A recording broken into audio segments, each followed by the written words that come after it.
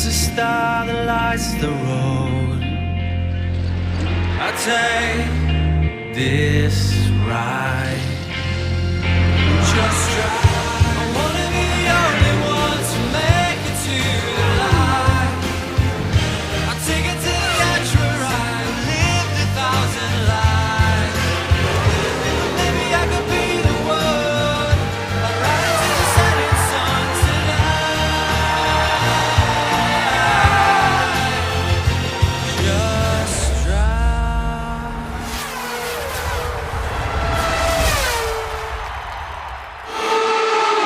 Hello and welcome to the notebook for day 3 of the Barcelona test. As we just watched Mark Webber come in and finish what was an attempted race simulation. Let's just make sure we don't get run over by anyone else. I think we're probably safe here. He did 61 laps and a race distance around here, so 65 I should say, 66 laps. So he tried to do a race simulation but was interrupted a couple of times, once by a pit stop, and they had to make another pit stop immediately after. I'm not quite sure why yet, because we haven't spoken to him. And second time by Caterham, that had broken down, and he threatened to be interrupted again by Toro Rosso that had just broken down at the end of the pit lane, but he managed to at least complete 62 odd laps, and pretty good times actually, you've got to say. Solidly sort of 130s, 131s, not stellar times, but still it's good for Mark Webber at least to get pretty much approaching a race distance under his belt when Sebastian Vettel was unable to do it. Who we got coming in here? That's Nico Rosberg. Good day for Nico Rosberg. Set the 4th fastest time of the day, a 1:22.6, compared to a 1:21.8, which was the fastest for Fernando Alonso. Rosberg's time, though, the 22.6, was set on the medium tyre, whereas Alonso's was set on the soft tyre. So I thought that was quite interesting. Mercedes, some Mercedes times. Look at Mark Webber looking at something at the back of the car. Interesting. Some of Rosberg's race times were actually pretty good. So we'll see whether that translates to actual Grand Prix pace. I love the way Webber does that. Sometimes he lifts his crash helmet on, just rests it at the top of his head. We'll have a look in a minute in development corner, what we're going to do. Blimey, they're still coming in. Who's this? It's Max Chilton in the Marussia.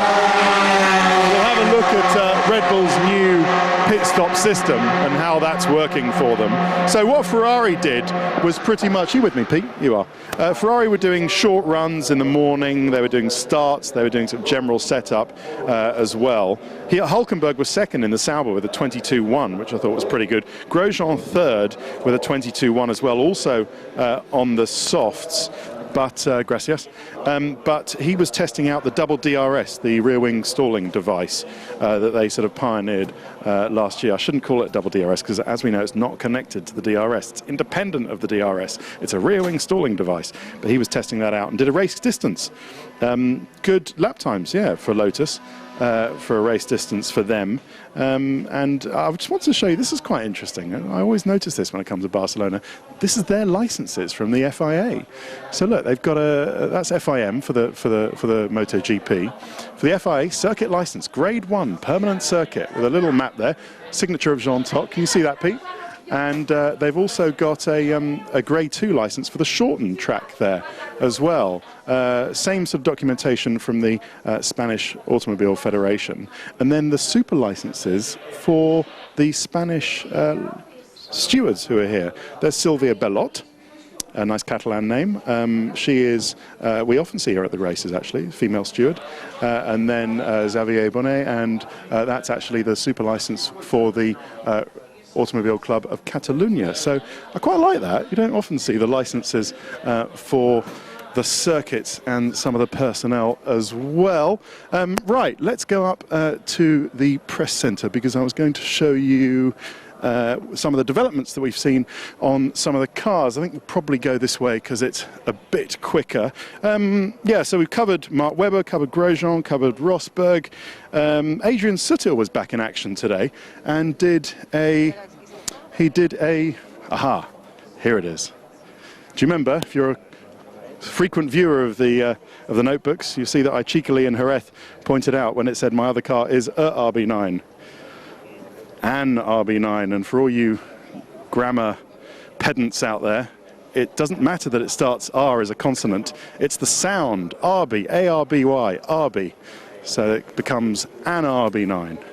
Anyway, glad we cleared that up. Where are you, Pete? I'm over here. We need to go up the stairs. Come on, we need to crack on. Yeah, Sutil was back after nearly a year and a half.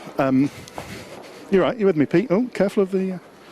after nearly a year, well, over a year, and he is straight back on it. As Fernando Alonso told us the other day, this is a very punishing track on the neck, and Sutil was able to do a 22.8, although I imagine, you know, all the exercises you can do with the neck, it was probably still killing him. And I'll be interested to hear what he has to say a little later to see how his fitness stood up. But good performance by Sutil. We'll see if he gets that drive or not. And Valtteri Bottas is also a 22.8. Same lap time as Sutil. Something interesting Bottas said yesterday. He said, someone asked him this usual question that racing drivers must get so bored of it. Everybody asked, what are your targets for the year? And he said, yeah, well, you know, my targets do pretty well, but, you know, I've got higher personal targets than that. It's just a sort of slightly icy way that he said it, which I quite liked, as, you know, to be world champion. Of course, they all want to be world champion, but I'm wondering if in Bottas we're actually seeing a guy who might potentially be a world champion of the future. Look at that. Oh, she's happy down there. She's got a picture. Or is it an autograph? Or both, of Mark Webber, who's doing the interviews. I like this sort of chill-out zone at the top of what they call the treehouse. This is Red Bull's briefing area, where they'll all go and discuss the day's running. Very nice, isn't it? You can just imagine Sebastian Vettel leaning on that, reflecting on what a brilliant car that they've bought him. I just want to have a look. Who's that? Who's that, Pete? It's Simon Rennie on the right and Jonathan Wheatley on the left. Simon Rennie from Lotus, who's now Mark Webber's engineer. Can you see him down there? I had to get on my knees. I'm surprised if you could see him. Right, let's go and have a look at... excuse me. Let's go and have a look, as we do on the end of these notebooks, at Development Corner. It's Development Cubicle today. We're in Trap 3 here. So if you just come in here, we can go through some interesting things I've seen on the cars. Come into my cubicle, Pete. There we go. Right, let's start with Williams, shall we? Because they launched the FW35 on the first day of this test. What I really like about this car, and hopefully you can see this, I don't know if we need to angle it down there, it should be okay, is just how, firstly, this engine cover needs to be a set size. It needs to be a regulation size. So what Williams have done is just sort of turned it almost into sort of a brilliant fin with a cutout there. Just goes down there and then short. But look how this bodywork just drops off. Now, they tried this with a tiny gearbox a couple of years ago. So that is really where all the engine and everything ends. And then you've just got this sort of gearbox and rear crash structure here with a monkey seat attached to it. But really, really nice work from Williams there. And also this little hole in the leading edge of the rear wing end plate. Marussia have also got that, so I thought that was interesting that it appears on the Williams. I don't think it's a case of anybody copying anybody else, it's just that they both thought of it at the same time, but nice to see that Marussia have got something that's on a top car. Now, you might think this is just one of these sort of set-up pictures of a driver sitting on a front tyre, but no, there is more to it. Come in and have a look at this wheel nut. You see, Williams have put some sort of bit of black cardboard on there, but the secret is that it's actually what they call a blown wheel nut, so there is a hole in that.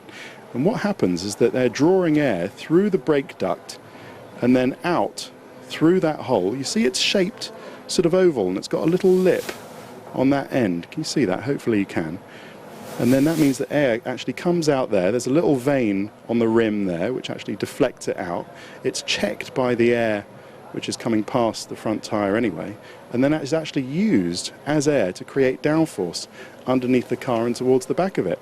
Now, Red Bull, do you remember, had this idea, and it's been on a few cars for a couple of years, but Red Bull tried to do this with a protruding hub, which they, last year, which they had to remove because the FIA decided it was illegal. But as long as it's flush, apparently it's okay. But nice thinking there from Williams. They tried the step in the nose, was it yesterday or the day before, having had a vanity panel, a little cover on the front. They just tried the old step in the nose as they had last year to see if it was any good or what kind of figures they got from it. But they quickly went back to the covered nose. Little streak here that we've seen on a Force India as well, so you can't really see it because it's in blue. But nice little streak, I thought, on the nose of the Williams. You've seen the shape, a bit like a Ferrari, the nose cone itself, and there this sort of intricate, very highly developed winglet array on the front wing. Nice to see the little Senna badge on there as always. The exhausts, we are told illegal exhausts. Now, we went through this on day one of this Barcelona test. Williams say, because there's this little gap in there, can you see, Pete, a tiny little slit in between this, that actually it's not a fully formed vein, that all it is actually just the sort of extension of these parts of these bodyworks, and they just happen to make this sort of vein shape in the middle of the exhaust channel. But as we understand from the FIA, that is illegal, so it will have to come off. Not a big job to take it off. Look, it's only got 1, 2, 3, 4, 5, 6 little bolts, little screws there, so you can just take it off and put another panel on. But surely it will lose Williams a bit of performance, because it wouldn't be on there if it wasn't what they wanted. That's the Caterham one, which is also illegal, we believe. A bit more obvious, the Caterham one, but we also think that will have to come off. Look at the tyre graining, actually. We didn't talk about that. A lot of tyre graining here. Tyres have really been the story in Barcelona, how quickly you've got to about 1 or 2 laps on the tyres before they start to drop off by about 2 or 3 seconds a lap. So bit of concern about that. Looks like we might be seeing 2, 3, maybe even 4 stop races rather than 1 and 2 stop races, which is what we ended up last season with. Okay, let's move on to Ferrari. Similar Williams nose, or Ferrari thought of it first. Now look at this. You see this? I love this duct here. You're allowed 1 duct. Remember last year Red Bull had a duct around here which was taking air supposedly for driver cooling, which was actually giving them an aerodynamic benefit. Well, this is giving Ferrari an aerodynamic benefit as well, just interrupting some of the air in here, taking it in here and just sort of speeding it all up in this crucial area under the nose. But does this sort of inlet remind you of anything? It reminds me of an F-16 Flying Falcon, or Fighting Falcon. There we go. Doesn't it? There you go, with a little air intake there. Well, maybe not. It reminds me anyway. Nice, like planes. Right, okay, so then you see is the inside. This is a nice little shot. All these shots, by the way, courtesy of Sutton Images, as always. They are brilliant, so thank you very much to them.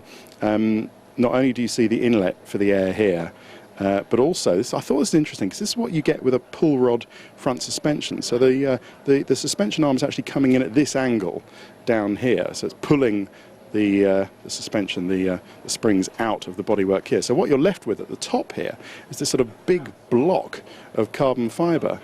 Very nice sort of little surround here, hiding all the sort of hydraulic little housings and the reservoirs. That's the word I was looking for. The little hydraulic reservoirs for the brakes that they keep in there. But that's what it looks like uncovered. Now I wondered whether Williams have got a similar system, because look, there's this slit in the front of their nose, and I don't know what that's there for. I haven't seen the entry to that slit, but this is the Williams actually trying to change a nose cone, so I'm yet to discover what that slit is for.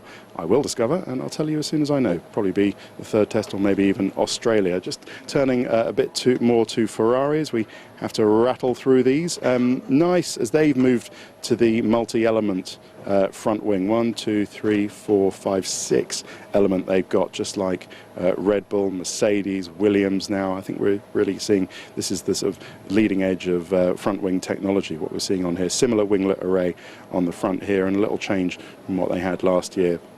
Never really perfected their front wings. They had so many of them last year, but it looks like Ferrari are on the right track now. They're just trying out some of the airflows, pitot tubes, just looking at their new diffuser here. But what I thought was interesting on this, now come in a bit, Pete, because you've got these little cascade wings. Now these are great generators of downforce because they deliver downforce directly at the wheel hub, and that's great downforce compared to all the downforce, say, on the rear wing. It's got to go through that, got to go through this thing, and then is translated to the rear of the car. But this is downforce at the hub where you really need it. But look, you've got the cascade little wings straight across, and then just down. at an angle, just a slight little angle for the last few, which is something I haven't seen on other cars. Normally, with a Lotus like this, they just go straight across, straight across, straight across. All right, this one sort of bends down slightly at the edge, but interesting that Ferrari have developed it in that area. You can't see on the Lotus here, they were testing their double DRS there, their rear wing stalling device earlier today, but this wasn't on there. The monkey seat also not on there, interestingly. So Lotus trying some other things. Lotus has some problems with, I just quite like this photo, with some telemetry, and this, I believe, is the telemetry guy just trying out to see the little receiver, telemetry receiver that you see on the little tripods next to the pit wall on a lot of these pit walls, just to see why he wasn't receiving telemetry, but they eventually got that sorted. Aha, McLaren. Right, now, this is a case of before and after. This little winglet that comes up just above the top of the side pod was on the car early on, certainly on the car for the first test. It was on the car for the first few days of this test as well, but then disappeared. So look, there it is. There you see it, now you don't. So it disappeared, and it hasn't been on since Jenson Button has been in the cars today. But look at the design of this wing mirror. I love this. Look, comes out, little dog leg, and then up again. Haven't seen that on the McLaren. Haven't seen that on any cars, really. But undoubtedly it gives them an aerodynamic gain. Going to the back, now this is interesting. You know, you'll be able to see on the TV, hopefully, that how squashed down the rear of the McLaren is. But on this picture, it looks like you can see daylight through the bottom of the floor and then into where the diffuser is. I don't believe you can. I think this is just a trick of the light, because you're not allowed to have a hole in the floor in that area. So I'm just wondering exactly what that is. But I think it's just a trick of the light. Interesting photo there. I thought I'd show you. Ah, this is brilliant. They mounted this heat-sensitive camera on the rear wing end plate to look back at the back side of the tyre to see how hot it was getting and why it was getting hot. So I thought it's the only kind of thing, the only thing you can do in testing, isn't it, to put a camera like that, you know, mounted with these mounting points. Very nice mounting by McLaren, so great job from them. Other teams do have the heat-sensitive cameras looking back at the surface of the tyres, see how hot they're getting in the hot spots and where and when and why throughout the run. But nice work from McLaren guys there. These are the helmets that I was telling you about, these sort of special sort of high resolution, these yellow visors that some of them had. Some of them had dark visors, some had yellow visors, but a new design of helmet for the McLaren pit crew this year. Steve Nielsen, nice little smile from him. You'll recognise him, I'm sure, from many teams, Benetton, then of course Renault, then he went to Caterham, and now he's back at Toro Rosso, sporting director of Toro Rosso. Aha, the rear wing stalling device on the Sauber. Now, we've been talking about this on the Lotus, but Sauber have one as well, and this is what you see. Now, if you come in, you have to look at this very carefully. It doesn't actually connect with the rear wing. Can you see? It's curved in sympathy with that rear wing element. So what it does is that it brings air in here, and by a certain airspeed, it actually releases air through this pipe, and then that, by blowing it on the bottom surface of this wing, that stalls the rear wing, which dumps drag and makes it go quicker in a straight line. So that is the technology behind this rear wing stalling device. Of course, you don't want that to happen, as we often say, in the middle of a corner, because when you dump drag and you stall the wing, you also lose all the downforce, and you don't want to lose rear downforce when you're in the middle of a high-speed corner. So it's so difficult to get right. Monkey seat's still there. That's why all the guys have been tuning it in the garage. The ears that feed the air down through to it are here on the Sauber, much thinner ears than the ones on the Lotus, which I thought was interesting. Then it comes down this pipe, follow me if you can. The fluid switch, which of course the fluid in this case is air, is somewhere in here, which at a certain speed, above which a certain speed, it diverts the air that's going through here into this channel. Then the air comes down here, is supported by this little stay here, and then out in there. Simple, isn't it?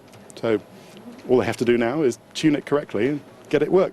And finally, we're going to look at the Red Bull pit stop, the last of which we just saw at the beginning of this. They are going to the traffic light system, and I just thought it was interesting. Look how many people are in this pit stop. So you've got 3 on each corner, wheel on, gun and wheel off. But then you've got one fella here adjusting the angle of the front wing, his compatriot there also adjusting that angle of the front wing. Then you've got 2 guys steadying the car here and taking anything out, any rubbish that's in the side pods, and then 3 guys on each corner there, as well as a rear jackman. So Red Bull are still sort of perfecting this traffic light system. They need to practice with it because, you know, McLaren had some problems with it when they tried it last year. I think that is it. This should take us back to Williams. It does. Right, so thank you very much for joining us in Development Corner, or should we call it Development Cubicle. That is all for today. That's the last, indeed, notebook for this test, because tomorrow it's the F1 show presented by David Croft, Crofty, Natalie Pinkham, Nats, and indeed me, hopefully not in a cubicle. And that starts 5 p.m. on Sky Sports F1 HD. And I know if you're not still, you know, back from work, don't worry, it's repeated at 8 p.m. and 11 p.m. and throughout the weekend, Saturday 11 a.m., 2 p.m., 5:30, and Sunday 10 a.m. and 1 p.m. Look, I don't know, just look, Sky Plus it. Look, go to the guide button on your remote control, find it, Sky Plus it. And then, anyway, watch it, but it will be good. The all-important third and final test from Barcelona, all 4 days live coverage. It's professional of me, isn't it, just reading it out. All 4 days live coverage on Sky Sports F1 HD and Sky 3D, which starts 2 p.m. Thursday, the 28th of February, next week for the final test. Right, that is it from this test. I will see you from the F1 show tomorrow. Bye-bye.